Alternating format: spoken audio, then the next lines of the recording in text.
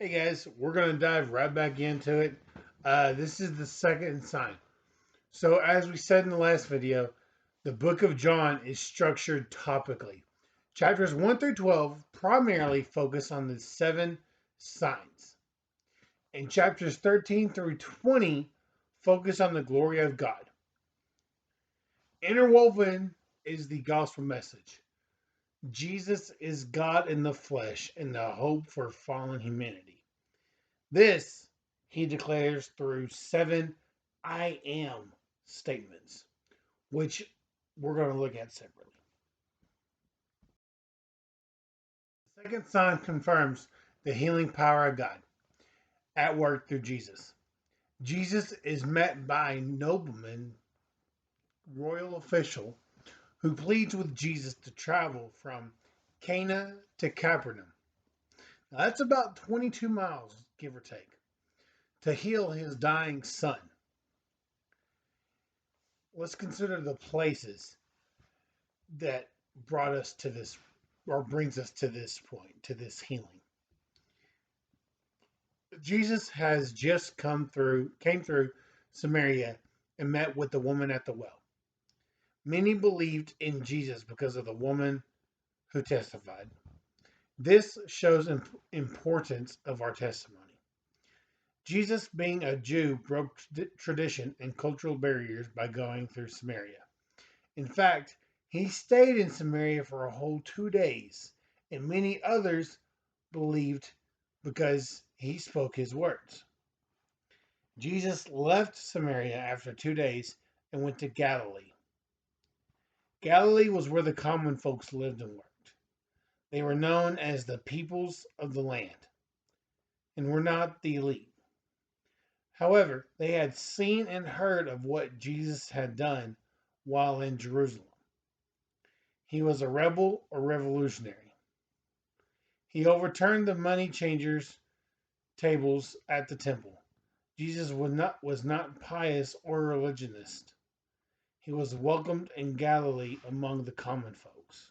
The nobleman, the guy that came to Jesus to ask him to heal his son, broke a barrier as well. He was probably an official under Herod. Because of his son being deathly sick, this nobleman left his post and went to Jesus. When a parent's child is sick, there is no barrier strong enough to keep the parent from pleading for help. This man believed Jesus could heal his son. The problem was that his son, the man's son, was dying, and there was no hope apart from Jesus. He was not there, so the man had to go to him. When we have problems, the place to go first is to the Lord. Nobody could keep this man away because of how persistent he was. He was going to meet with him, and he would not be sent away. You can just see, and I'm not a parent myself, but I've seen it through other parents, through my own mother. You know, you can't stop a parent. Get out of their way. Just get out of their way, y'all. The man humbled himself, most likely crying and begging just to speak with Jesus from Nazareth.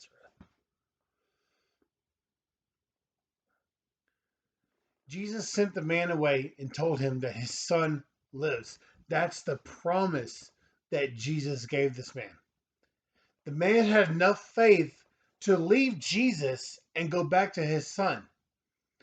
Met along the journey, now 22 miles. Don't forget that, it's 22 miles.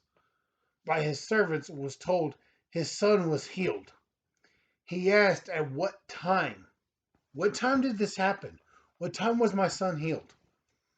It was the same time that Jesus had spoke to the man and told him that his son lives. Overjoyed like any parent would be, or anybody would be, really. He most likely ran the rest of the way to his son, praising the Lord all the way. We need to be people who will run and shout praises, for the Lord has done great things for us. And that is an extremely true statement, especially I know throughout my life, you know, I'm not going to go into detail, but shouting praises for the Lord, that's a given. Regardless of his royal position, this father was desperate for his son to be healed. When he heard about Jesus, he responded by seeking a miracle. After Jesus heard the plea, he responded by telling the need for the signs and wonders. Jesus told the man to go away, that his son lives. What we are told in verse 50 is vital to the power of faith in the word of Jesus. The man believed the word and left. The joy of healing was experienced, which must have strengthened this nobleman's faith. And it can strengthen our faith as well. Jesus is not limited by space. All we have to do is place our trust in his word. Paul confirms in 2 Corinthians chapter 1 verse 20. For all of the promises of God in him are yes, and in him amen, to the glory of God through us.